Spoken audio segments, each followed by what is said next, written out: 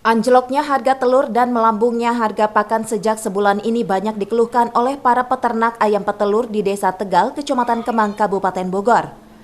Para peternak ayam petelur mengaku semenjak adanya kenaikan pakan dan anjloknya harga telur di pasaran, mereka mengalami penurunan omset dan sudah tidak mampu lagi untuk membayar upah karyawannya.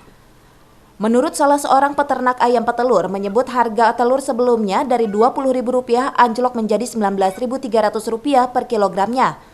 Namun diperparahnya lagi dengan adanya lonjakan harga pakan ayam petelur di tengah pandemi, hingga berdampak terhadap pemasaran dan omset penghasilan pun semakin merosot.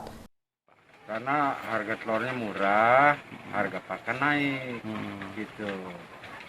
Kan pasnya mau menurun, gitu. Oh gitu. Iya. Kalau untuk di sini gimana nih Pak? Ya sama aja gitu. Karena kan kalau umpannya naik kan harga telur turun ya pas-pasan lah gitu. Udah sejak kapan sih Pak? Udah 1 bulan ini. Para peternak ayam petelur berharap pemerintah bisa menstabilkan kembali lonjakan harga pakan ayam seperti semula.